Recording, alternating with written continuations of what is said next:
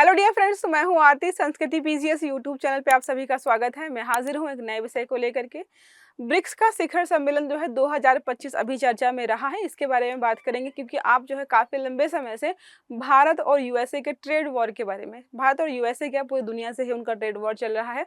इसके बीच ब्रिक्स का चर्चा में आना बहुत इंपॉर्टेंट हो जाता है क्योंकि आपने जो है कई बार जो है ट्रंप के मुंह से सुना होगा कि ब्रिक्स देश जो है संभल जाएं, वरना ऐसा कर दूंगा, जो है टैरिफ लगा दूंगा। टैरिफ सबसे बड़ी धमकी रहती है उनकी, क्योंकि ब्रिक्स देश जो है काफी लंबे समय से ये प्लान कर रहे हैं कि ऐसा करते हैं, हम जो है डॉलर की जगह अब कोई अल्टरनेटिव मुद्रा बना लेते हैं और उसी में ट्रेड करेंगे।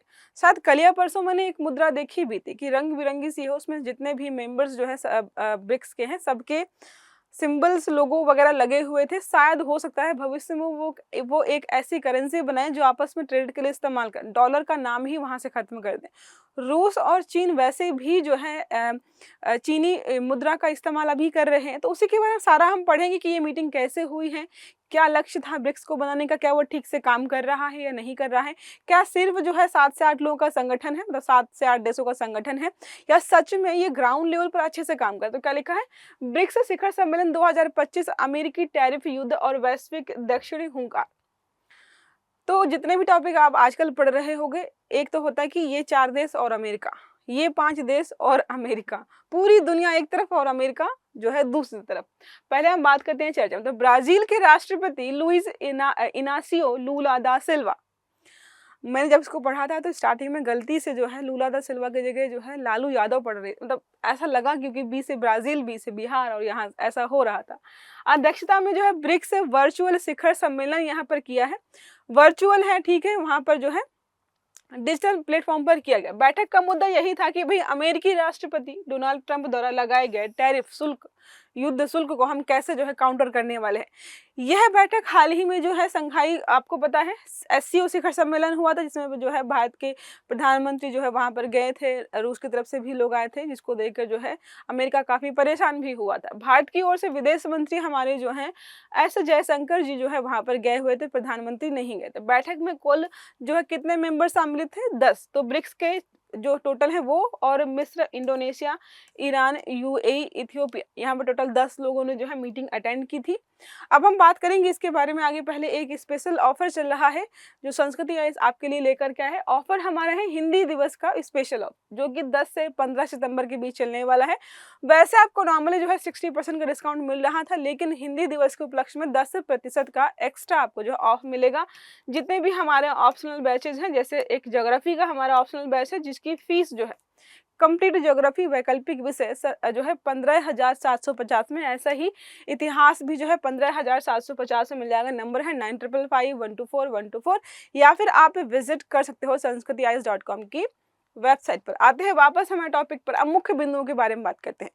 अमेरिकी टैरिफ युद्ध की पृष्ठभूमि को अगर हम देखें तो 2018 से 2020 के बीच जो है ट्रंप प्रशासन ने चीन के साथ व्यापार युद्ध छेड़ा। वैश्विक सप्लाई जो है चेन प्रभावित हो गई, क्योंकि चीज महंगी होंगी, यहाँ से वहां नहीं जा पाए। मान लीजिए कोई प्रोडक्ट जो है अमेरिका से अन्य देशों में जा रहा था और अमेरिका उस प्रोडक्ट को बनाने के लिए कच्चा जो माल है वो चीन से आयात कर रहा था, या फिर जो है चीन अमेरिका से कुछ जो कच्चा सामान आयात कर रहा था, तो वो जो वहां पर चीजें बन रही थी वो बनेंगी नहीं, तो वैश्विक स्तर पर जो है सप्लाई चेन बाधित हो गई।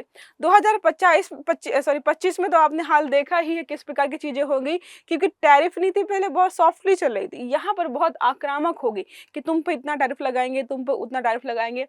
भारत, ब्राजील, रूस, चीन और दक्षिण अफ्रीका सबको जो है परेशान कर दिया, सभी बहुत प्रभावित हैं इससे।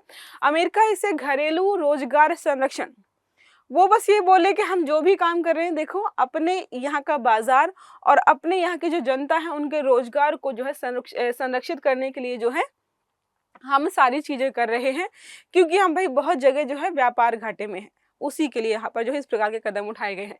अब अमेरिकी टैरिफ पर जो है ब्रिक्स की प्रतिक्रिया क्या है, तो जो ब्रिक्स के मेंबर हैं आखिरकार उन्होंने कैसे काउंटर करने का जो है यहाँ पे जुगाड़ सेट किया। तो ब्रिक्स नेताओं ने अमेरिका का नाम लिए बिना यहाँ पर बोला टैरिफ ब्लैकमेल।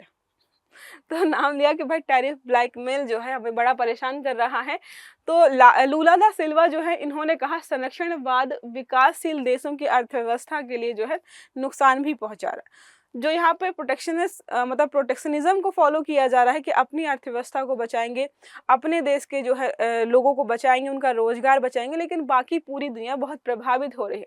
तो क्या किया यहाँ पे जो है ब्रिक्स ने आंतरिक व्यापार वित्तीय समूह बढ़ाने का जो है संकल्प लिया कि हम क्या करते हैं, आपस में मिलजुल करके इस चीज को हैंडल करते हैं। भारत और ब्राजील पर असर के बारे में बात करते हैं। तो भारत के बारे में हमें पता है जो टैरिफ लगाया गया है 50%, वो है क्यों? क्योंकि हम रूस से तेल आयात करते हैं। प्रभावित सेक्टर्स हमारे इसकी वजह से कौन कौन हुए हैं? स्टील, एल्यूमिनियम, टेक्सटाइल और फार्मास्यूटिकल। फार्मास्यूटिकल को लेकर अगर बात करेंगे तो स्टार्टिंग में लग क्या रहा था, यही चल रहा था कि भाई फार्मास्यूटिकल्स में जो है अमेरिका ने कोई भी टैरिफ नहीं लगाया, क्योंकि उनका जो मेडिकल सेक्टर है वो डिपेंड करता है काफी हद तक भारतीय फार्मास्यूटिकल्स की दवाइयों पर। ठीक है, भारत ने ब्रिक्स बैठक में मिलकर काम करने और वैकल्पिक तंत्र बनाने की अपील की कि ऐसा है, अगर वो नहीं ठीक से काम कर रहे हैं, सब परेशान हो रहे, तो एक जो है अल्टरनेटिव सिस्टम सेट कर लेते हैं। ब्राजील के बारे में बात करें तो अमेरिका ने अधिकांश ब्राजीलियाई निर्यातों पर 50% टैरिफ लगाया है। यह पूर्व राष्ट्रपति जेयर जो है बोल्सोनारो और ट्रंप की राजनीतिक नजदीकी से जुड़ा हुआ है, ऐसा लोगों का वहां पर मानना है। अब अन्य सदस्यों की स्थिति देखते हैं कि भाई इनका क्या हाल है यहाँ पर। तो रूस जो है यूक्रेन और रसिया के युद्ध की वजह से जो है अमेरिकी और यूरोपीय जो है प्रतिबंध का खतरा है कि कल को यूरोपीय यूनियन या फिर अमेरिका और भी प्रतिबंध रूस पर बढ़ा सकते हैं। चीन से देखें तो भाई चीन की और अमेरिका के वैसे भी नहीं पटती हैं, और इस समय जो है सबसे ज्यादा हम पर तो 50% लगा रखा, उस पे 150% लगा रखा शायद जो है। और अमेरिका, चीन भी कम नहीं, शायद 145% अमेरिका ने लगाया है चीन पर, और 125% जो है चीन ने लगाया है अमेरिका पर। इनका अलग वॉर चल रहा है। दक्षिण अफ्रीका के बारे में देखें तो अमेरिका का आरोप है कि रूस का सहयोगी मानवाधिकार उल्लंघन, मानवाधिकारों की बात देखो वहां पर कौन कर रहा है। अब विस्तारित ब्रिक्स और वैश्विक दक्षिण के बारे में हम बात करते हैं तो बैठक का फोकस यहाँ पर था कि एक तरफा जो टैरिफ है उसके खतरे को लेकर इन्होंने बात की है। अन्य देशों के साथ समन्वय कैसे स्थापित कर सकते हैं, इस समस्या से कैसे निपटे, इस पर भी बात की गई है। डॉलर पर निर्भरता कैसे कम करें और कोई जो है अल्टरनेटिव जो है करेंसी या कोई और तरीका ढूंढने की बात की गई है। अब केवल जो अब अगर ये आप मानते हैं ना कि भाई ब्रिक्स देश जो हैं बस व्यापार के बारे में बात करते हैं, आर्थिक समूह है, नहीं, ऐसा नहीं है। आर्थिक के अलावा जो है राजनीतिक और भौगोलिक इम्पोर्टेंस भी लगातार उसकी बढ़ रही है। अन्य पहलू देखें तो आर्थिक असर, तो टैरिफ का प्रभाव जो है वैश्विक आपूर्ति श्रृंखला में पड़ रहा है, ये हमने बात कर ली है। IMF और WTO की रिपोर्ट्स के अनुसार बताया जा रहा है कि वैश्विक व्यापार में 3 से 4% गिरावट का जो है यहाँ पर संभावना है। विकासशील देशों की जो अर्थव्यवस्था है, जीडीपी को बोला रहे कि भाई विकासशील देशों की जीडीपी डायरेक्टली से प्रभावित हो रही है।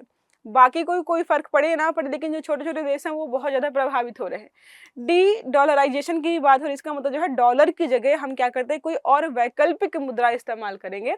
तो क्या है, ब्रिक्स पहले से स्थानीय मुद्राओं को इस्तेमाल करने की बात कर रहा है। अमेरिका के टैरिफ की वजह से और भी ये चीज जो है बहुत मजबूत हो गई है। रूस और चीन पहले से ही कहाँ पर युआन आधारित भुगतान प्रणाली अपना रहे, वो डॉलर में ट्रेड कर ही नहीं रहे। जब ब्रिक्स को लेकर के कुछ समय पहले जो है ट्रंप ने स्टेटमेंट दिया भी था कि अगर ब्रिक्स देशों ने डॉलर को जो है कमजोर करने का प्रयास किया तो उनके खिलाफ में ये कदम उठाऊंगा। कमजोर मतलब अपना ट्रेड ही नहीं करेंगे। इतने सारे बड़े बड़े देश बोलेंगे हम तुम्हारे डॉलर को जो है सुनना ही नहीं चाहते, इसको जो है इंपॉर्टेंस नहीं दे रहे हैं।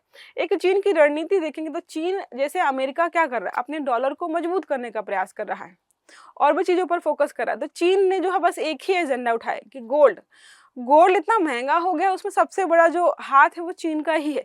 इस समय चीन जो है डॉलर और गोल्ड और भी चीजों को कंपेयर करें तो बिल्कुल बराबरी पे चल रहे हैं। ठीक है, अब बात करते हैं भू राजनीतिक संकेत के बारे में या संदेश के बारे में। तो अमेरिका के खिलाफ ग्लोबल साउथ की सामूहिक प्रतिक्रिया यहाँ पर दिखाई दे रही है। जब टारगेट उन्हीं को करोगे आप तो एक साथ होंगे ही वो।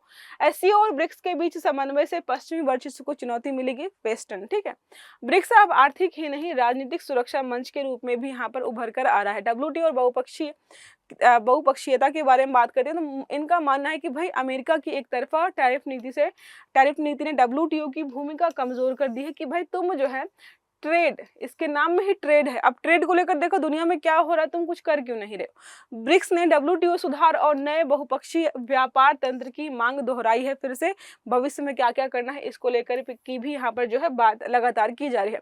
मध्यम अवधि, अभी हाल फिलहाल में हमें क्या करना चाहिए, लॉन्ग टर्म तो कोई अभी पॉलिसी बना नहीं पा रहे हैं, तो स्थानीय मुद्राओं में भुगतान कीजिए। न्यू डेवलपमेंट बैंक जो है उसको और हम इम्पोर्टेंट कर सकते हैं, उसको और बढ़ावा दे सकते हैं। अगर दीर्घकालिक कोई रणनीति बनानी हो तो क्या करना पड़ेगा हमें, अमेरिकी टैरिफ और डॉलर वर्चस्व को संतुलित करने के लिए हमें कोई नई वैश्विक आर्थिक मंच मतलब आर्थिक तौर पर कोई अल्टरनेटिव ऑप्शन यहाँ पर खोजना होगा, वही हम स्टार्टिंग से बात कर रहे हैं। अब ब्रिक्स के बारे में देख लेते हैं कि ब्रिक्स कब बनाया गया। 2010 के बाद जो है ब्रिक्स ने आर्थिक, व्यापार, वित्तीय, राजनीतिक सहयोग के लिए शिखर सम्मेलन शुरू किया था। इसके अलावा जो है स्वास्थ्य, विज्ञान और जो है शिक्षा, रक्षा क्षेत्रों में भी पहल मिली। ब्रिक्स जो है स्टार्टिंग में कम मेंबर्स थे, 2010 में टोटल कंप्लीट ब्रिक्स बना है, ठीक है, आपको याद रखना है। प्रमुख संस्थाएं जो कि यहाँ पर काम करती है, न्यू डेवलपमेंट बैंक, एनडीबी, विकास परियोजनाओं के लिए जो पैसा होता है वो यहीं से मिलता है लोगों को। अब कंटिजेंट रिजर्व अरेंजमेंट के बारे में बात करते हैं। सीआरए वित्तीय संकट के समय सहायता देने के लिए इसको बनाया गया है। मुख्य उद्देश्य क्या है, जो भी ब्रिक्स के देश हैं या मेंबर्स हैं इनका है कि भाई आर्थिक और व्यापारिक सहयोग बढ़ाएंगे आपस में। वैश्विक वित्तीय संस्थाएं चाहे आईएमएफ है, वर्ल्ड बैंक है, इनमें जो है विकासशील देशों की जो है हिस्सेदारी को बढ़ाना भी चाहते हैं। आईएमएफ और वर्ल्ड बैंक काम ही अल्प विकसित और विकासशील देशों के लिए करते हैं। अंतर्राष्ट्रीय व्यापार में जो संरक्षणवाद है और एक तरफा टैरिफ है उसके खिलाफ एक साथ आवाज उठाएंगे। डॉलर के वर्चस्व को कम करने के लिए ये लोग जो है सब साथ में काम कर रहे हैं। अब बैठकों के बारे में बात करते हैं। शिखर सम्मेलन का हर साल आयोजन होता है। पहली औपचारिक बैठक ब्रिक्स की 2009 में हुई थी, रूस में आयोजित हुई थी। वर्तमान की वर्चुअल थी, वो हमने स्टार्टिंग में देख लिया है। सांकेतिक महत्व के बारे में देखें जो है ब्रिक्स का, तो ग्लोबल साउथ की सामूहिक आवाज है, क्योंकि साउथ के काफी अच्छे खासे देश यहाँ पर आपको दिखाई देंगे। विकसित देशों के वर्चस्व और संरक्षणवाद के खिलाफ एक साथ खड़े हो रहे हैं। बहुपक्षीय वैश्विक व्यापार और विकासशील देशों की भूमिका को बढ़ाना चाहते हैं। ये सारा जो है हमने ऑलरेडी देख रखा। विस्तार की संभावना, तो ब्रिक्स प्लस एक्सटेंडेड ब्रिक्स यहाँ पर हो सकता है, जिसमें मिस्र, इंडोनेशिया, ईरान, यूएई, इथियोपिया और नए सदस्य देशों को भी जोड़ने का यहाँ पर जो है प्रयास किया जा रहा है। अब ग्रुप जितना बड़ा होगा, जितने ज्यादा देश इसमें आएंगे, उतना ही फायदा यहाँ के लोगों को मिलेगा, ठीक है। अब एक प्रश्न हमारा है, ब्रिक्स वर्चुअल शिखर सम्मेलन की अध्यक्षता किस देश के राष्ट्रपति ने की है। विकल्प है भारत के प्रधानमंत्री नरेंद्र मोदी जी ने, दूसरा है ब्राजील के राष्ट्रपति लुइज इनासियो लुला दा सिल्वा ने, सी है चीन के राष्ट्रपति सी जिनपिंग और चौथा और आखिरी विकल्प है रूस के राष्ट्रपति व्लादिमीर पुतिन। अब सही आंसर जो है आपको कमेंट बॉक्स में कमेंट करके बताना है। आई होप ये आर्टिकल आपको समझ में आया होगा। अगर वीडियो अच्छा लगा है तो लाइक करिएगा, चैनल को सब्सक्राइब करिएगा और बेल आइकन दबाइएगा, ताकि जितने भी इस प्रकार के आर्टिकल्स हैं वो सारे आपको समय पर मिलते रहे। तो अच्छे से पढ़िएगा। Have a good day. Thank you.